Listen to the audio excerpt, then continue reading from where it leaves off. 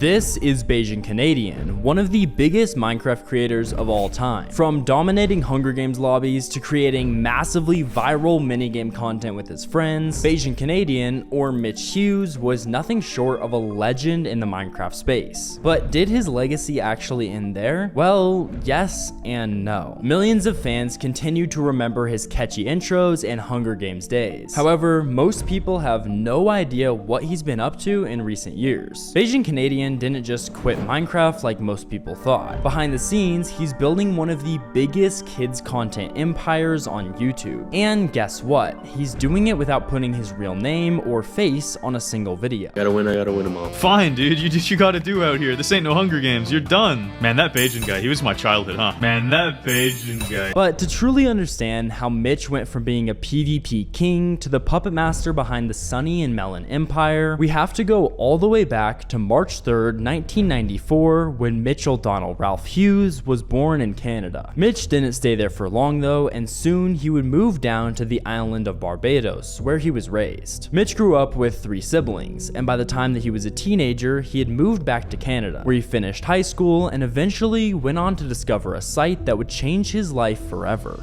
YouTube. In 2008, when Mitch was just 14 years old, he co-founded a YouTube channel called Awesome Sauce Films with 2 of his friends, Jerome and Matt. All 3 of them were honestly just messing around at first. They filmed Call of Duty Zombies and made a ton of inside jokes. But all of that would change when they actually caught Machinima's attention and started getting paid to upload their gaming videos. For them and anyone else at the time, this was a dream come true. In that era, you see, Machinima was the gateway for gaming creators to make a career out of their content. It was the network that turned friends who just liked playing video games into professionals with full-blown content careers. You can imagine now that for 3 high schoolers, making jokes over COD Zombies, getting noticed by Machinima was basically like being scouted by the NFL. It was insanely impressive how, as just a teenager, Mitch had stumbled into a new kind of gold rush, the start of the YouTube gaming and specifically Minecraft boom. Solid game, literally. So here we go. We want grindstones.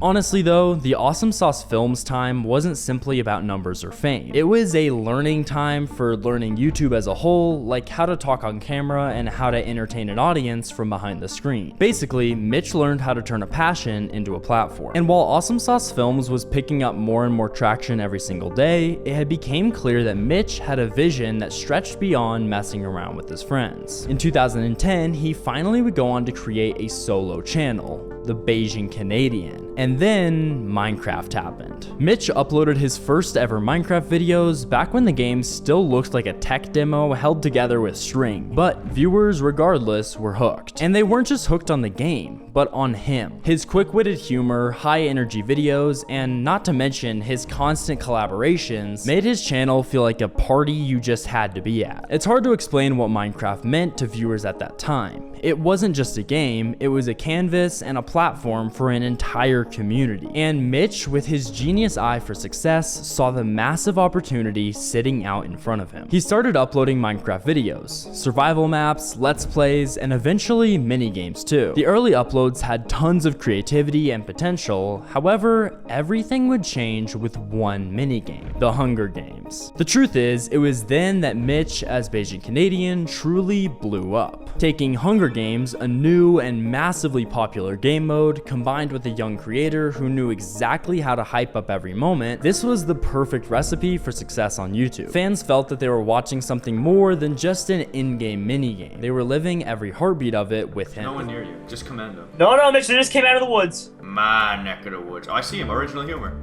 Come to me. I'm gonna, oh, he's got a diamond sword. Yeah, what do we do?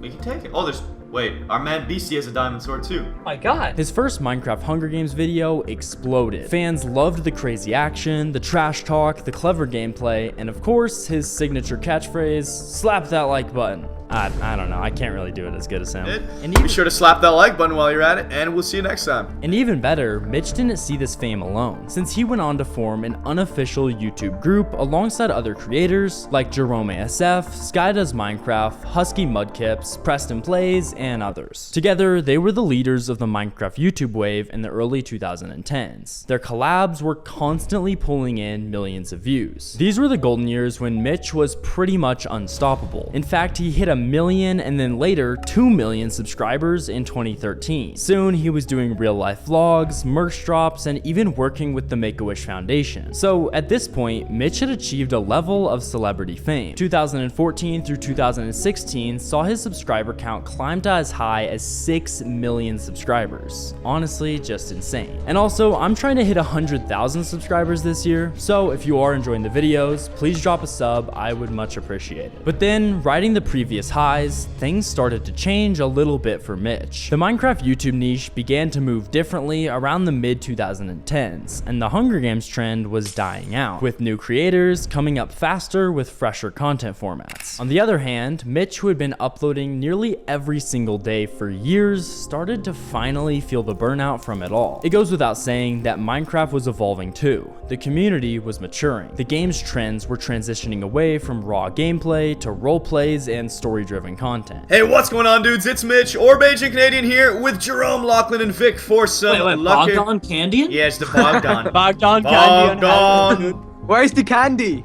Candy!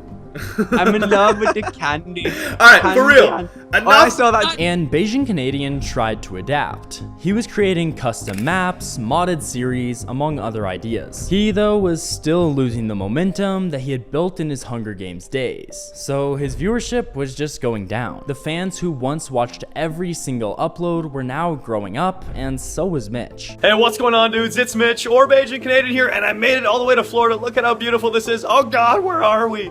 That was when he decided to quietly make the move to Florida with Jerome and some other creators to start up a gaming house and experiment with new content. Even there, however, something just felt missing. His new approach wasn't doing the trick either. It was in October of 2016 when Mitch uploaded a video explaining that his channel was dying. Chances are he was facing burnout, creatively drained, and no longer excited by the content that he was making. All the pressure to keep up with trends and algorithm changes was probably taking a toll on him. On top of that, him and his audience were just growing older. Then in 2018, he posted a video announcing that he was quitting. I am quitting, kind of, sort of, maybe, perhaps. It's really not that simple. Gradually, the uploads slowed until they stopped altogether in 2019, making fans all over the world wonder where the heck he had gone. For many, this was the official end of Bajan Canadian. But not really, because behind the scenes, Mitch was still working, maybe harder than ever. You see, Mitch's story doesn't stop with the Hunger Games. In fact, not even close. If we fast forward to July 2022, something unexpected popped up on YouTube. A brightly colored, family-friendly channel called Sunny and Melon. It stars two goofy characters, Sunny, a sun, and a mischievous, red-bodied, green-headed watermelon named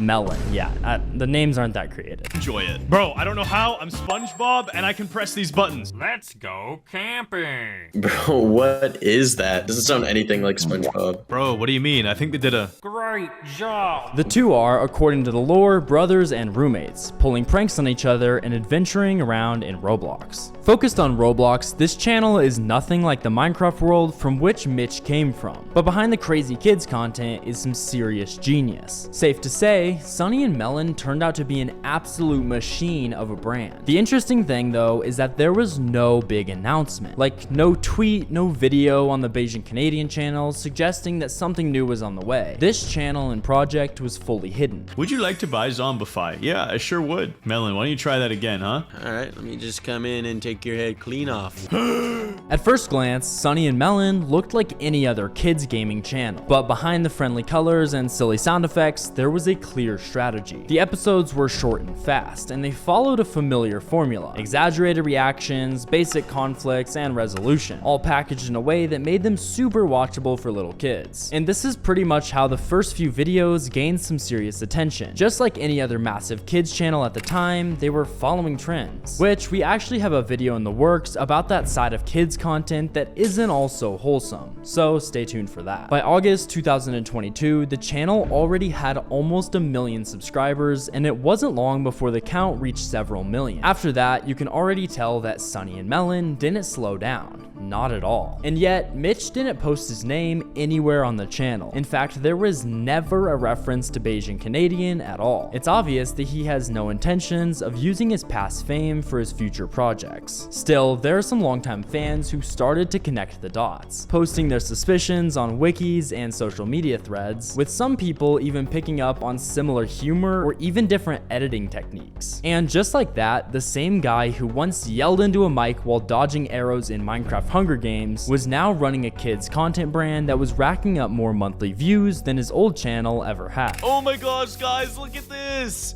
I found Sunny's head. What happened to him? I don't know what to do. Okay, guys, so I pranked Melon by leaving a copy of my head for him to find. What he doesn't know is this is just a cute little plushie that I had made special for him.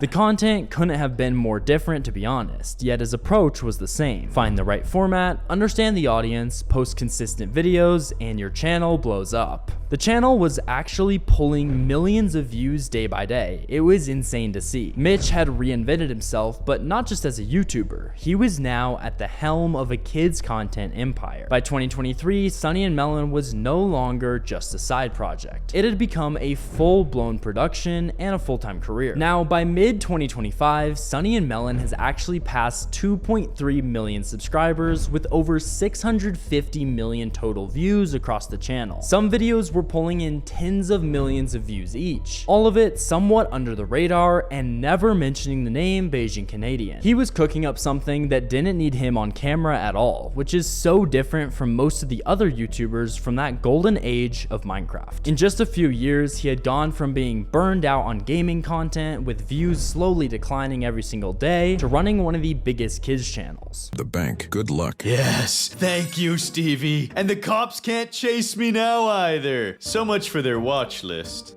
In a way, Mitch has pulled off something incredibly rare. He escaped the burnout and retained his creativity, and now he's created a channel that can grow without him being the face at all. And it's worked better than anything he's ever tried before on Bajan Canadian. For most fans, the name Bajan Canadian brings back a specific kind of memory. As a fan from that era, you'll immediately start thinking of the Hunger Games, running around with Jerome, Sky, and the rest of the crew. For a lot of people, Mitch Hughes was their first favorite YouTuber. But the truth is, his biggest success might be the one that almost nobody talks about. While naturally, most of his original audience moved on, and while many of his fellow creators either disappeared or just struggled to adapt, Mitch didn't try to force a comeback. He adapted better than anyone else and stayed on top of the YouTube game all the way to now. If you guys did enjoy this video, check out one of the videos that just popped up on the screen now, and I will see you guys all next time. Peace.